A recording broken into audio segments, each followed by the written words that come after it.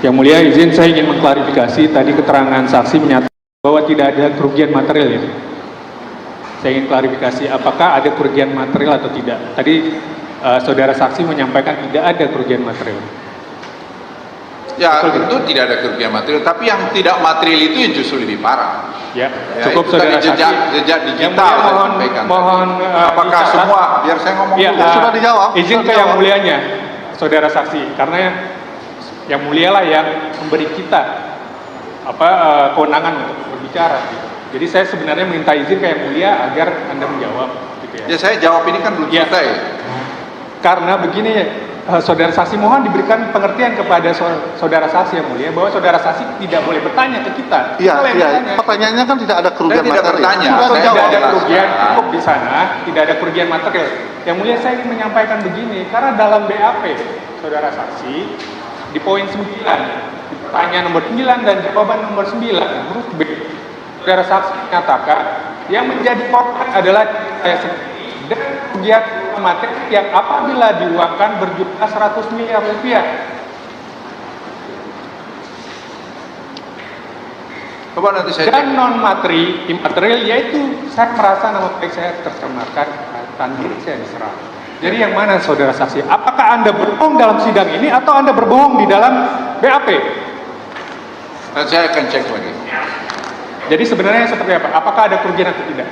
Ada kemungkinan ada orang menjadi masalah kepercayaan. Ada kemungkinan kerugian berapa? Saya tidak tahu bagaimana saya bisa itu. Jadi ada kerugian. Berarti tadi Anda menyampaikan bahwa Anda keliru ataupun Anda berbohong. Oh, tidak berbohong. Tadi Anda sampaikan demikian. Ini saudara ya.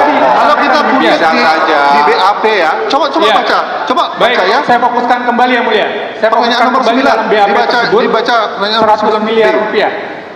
100 miliar rupiah. Saudara. Dibaca coba. Pertanyaan nomor 9B. Pertanyaan nomor 9, jawaban nomor 9B ya? Atau Ya. pertanyaan juga? Ya mau tanyakan. Pertanyaan nomor 9, berdasarkan laporan polisi dan seterusnya, tanggal September 2021 atas nama pelapor Luhut Panjaitan tentang dugaan tindak pidana pencemaran nama baik melalui elektronik dan atau tindak pidana menyiarkan berita atau pemberitahuan bohong atau kabar yang tidak pasti dan atau tindak pidana pencemaran nama baik dan atau fitnah yang saudara laporkan di SPKT Polda Metro Jaya yang penyidik ataupun pemeriksa tanyakan kapan dan di mana saudara mengetahui dan seterusnya, kemudian siapa yang menjadi korban dan dalam bentuk apa kerugiannya Yang Mulia. Di situ saksi menjawab 100 miliar rupiah. Tadi dalam persidangan disampaikan Ini coba baca baik-baik ya. Di sini saksi menyatakan yang menjadi korban adalah diri saya sendiri dan kerugian berupa materi yang apabila diuangkan. Betul. Itu bukan uang. Tadi saudara saksi menyampaikan bahwa ada kerugian materi Yang Mulia. Perlu diingat. Ya. Itu bukan Kemudian- kerugian uang. Apabila diuangkan. Baik, Itu loh. apabila diuangkan 100 miliar rupiah. Betul saudara saksi? Ya, bisa jadi lebih, Bisa jadi kurang. begitu. Jadi sebenarnya itu kan pertanyaan. Bisa jadi Tapi 100 buat miliar. saya pribadi bukan kerugian materialnya. Ya. Tapi tadi jejak digital ini kepada anak cucu saya itu yang paling Berarti penting. yang paling penting menurut saksi adalah kerugian imaterial. Ya. Betul? Apakah karena adanya dugaan tindak pidana ini kemudian mengganggu kesehatan saudara saksi? Kesehatan. Ya. Ya, saya lari sama kamu masih boleh kok. Ya. Tidak, iya atau tidak? Apakah ada? Ya, itu jawabannya tadi. Jawabannya apa? Tidak ada ya? Yang jelas saudara tetap pada keterangan yang di BAP itu kan? Yang 9 Ini saya ingin menggali Ya, soal yang mulia imaterial. saya tidak kalau dari segi kesehatan saya nggak anggap itu. Baik, saya selalu tidak anggap. fokus pada pekerjaan saya. Artinya apabila diuangkan kan Ya, apabila diuangkan, saya Itu mau yang betul material. ya andai-andai kalau sampai diuangkan kan saya jadi kerugian bukan berupa juga. Jadi uang. concernnya Kalau saudara, diuangkan betul. ya. Concern tolong saudara tekankan. saksi adalah imaterial ya mulia. Makanya saya coba menggali soal Ya, imaterial. tapi terus Anda menuduh saya berbohong kan tidak baik juga. Ya. Ya, Kemudian itu cabut juga omonganmu itu. saya tidak akan mencabut. Tidak diperintahkan juga oleh yang mulia. Kemudian apakah dugaan tindak pidana pencemaran nama baik ataupun fitnah tersebut mengganggu kerja Anda? Tidak ada terganggu kerja Tidak saya. ada terganggu. Baik. Kemudian apakah mengganggu Anda secara psikologis sehingga Anda mendatangi psikolog, psikiater dan seterusnya? Tidak juga. Tidak. Terima kasih yang mulia. Cukup? Ya. Sedikit ya. Baik, saudara saksi. Setelah kasus ini meledak, saudara saksi, saya ingin bertanya, apakah saudara pernah dipanggil oleh presiden? Saudara pernah dipanggil oleh presiden untuk membahas isu? Dia apa? Dipanggil presiden untuk membahas isu sebagaimana yang disampaikan oleh Haris Bastian di video tersebut. Presiden tidak pernah ngurus begitu-gituan. Ya, saudara tidak Jadi tidak pernah ya, tidak pernah ya. Tidak pernah ya. Karena tidak. Ya mulia ngomong tegasannya ya mulia. Ya. Jadi tidak Saya pernah ya. jawab, Yang Tidak mulia, pernah saya permasalahan jawab, ini sampai presiden manggil enggak? tidak pernah campurin hal-hal Ya. semacam ini. Ya, itu Presiden sudah banyak dijawab, kerjanya. sudah dijawab. Iya, artinya juga tidak berdampak terhadap jabatan saksi di sini ya mulia atas peristiwa ini. Sudah tidak pernah. Ya. Oke teman-teman, selamat datang di channel ini teman-teman. Teman-teman kembali lagi bersama saya di channel ini. Teman-teman, dimana tadi kita telah melihat cuplikan video yang sangat begitu menarik tentang permasalahan ya, tentang sidang Luhut. Jadi teman-teman, di sini kita teruskan melalui tanggapan dari para netizen. Di sini disampaikan kalau sudah bohong ya bohong ya. Opung Luhut itu bohongnya sama dengan Mulyono juga karena dia juga termul. Hukum segera berjalan untuk para orang-orang jahat. Jangan takut Pak Hakim, tegakkan kebenaran. Jadi termul-termul dan kebetulan bohong ya.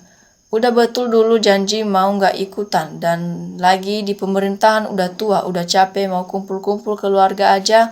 Nah, sekarang rasakan akibatnya lagi ya. Ketika presiden sudah tidak, Jokowi lagi ya. Kemudian lanjut lagi di sini teman-teman, diteruskan di sini oleh para netizen. Pak Hakim ya, yang terhormat tolong ya buka semua agar rakyat tahu siapa Luhut sebenarnya ya. Luhut merasa siapa yang berani sama saya, dia merasa dia jenderal. Ingat Pung, sekarang bukan Jokowi yang berkuasa. Lanjut lagi di sini teman-teman, diteruskan.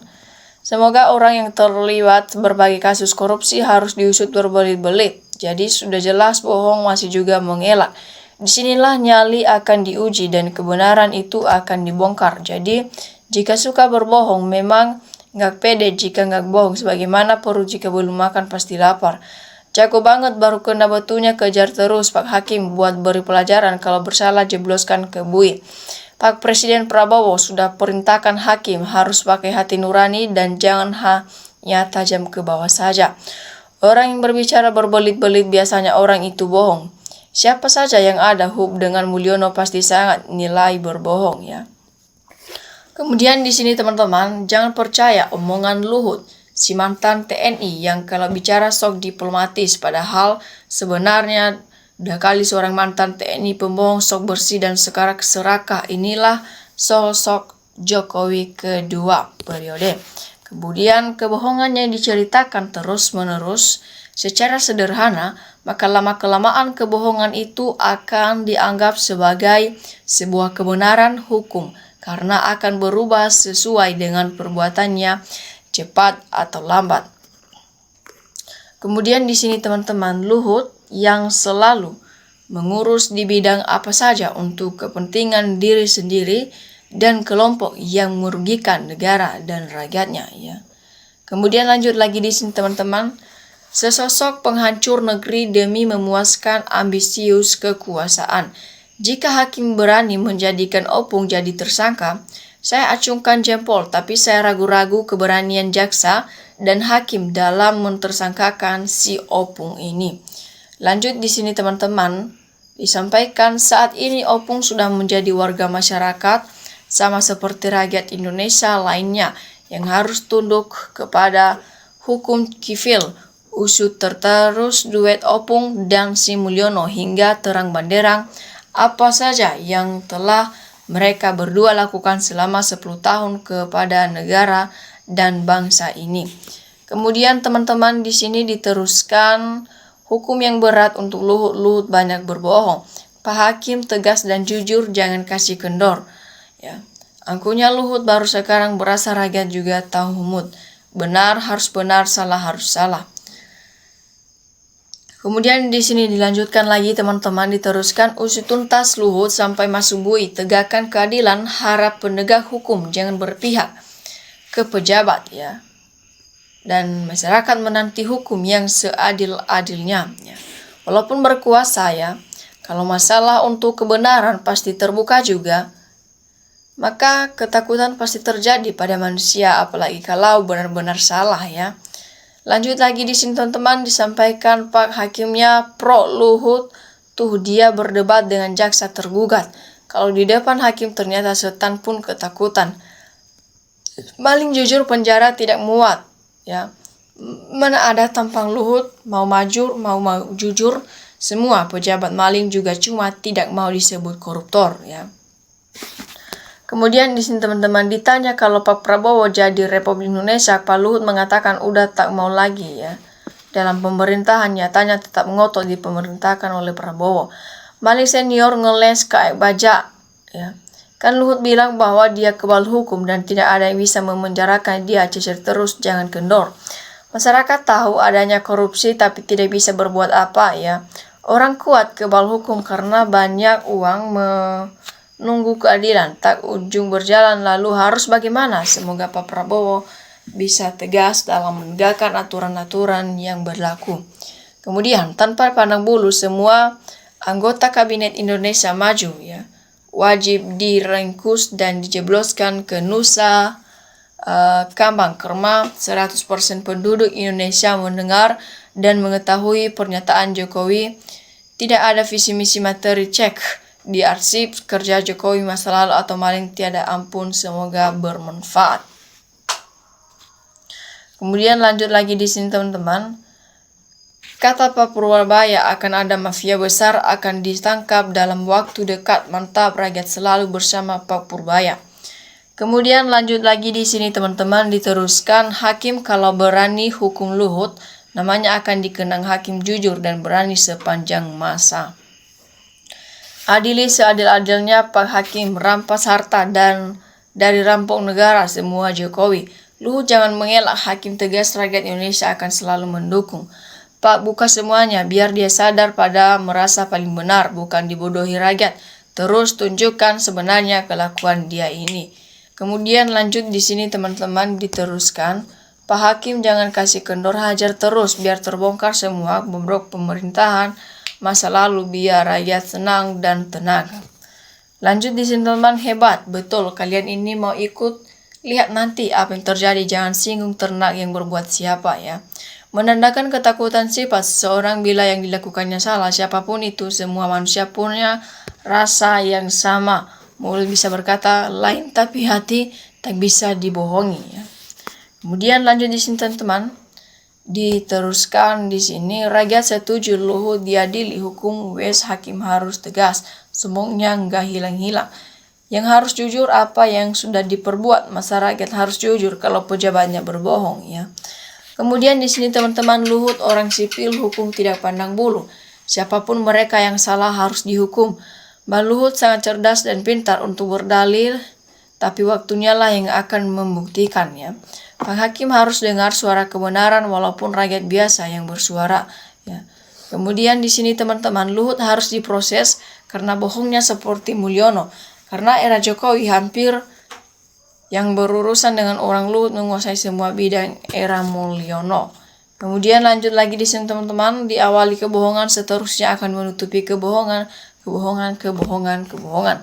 Lanjut di sini teman-teman, diteruskan hakim paling adil hanya Allah Azza wa Jalla, ampunilah kami, berikan kami kesempatan untuk memperbaikan iman kami kepada Allah. Kemudian oke teman-teman, demikian saja cuplikan video kali ini. NKRI harga mati.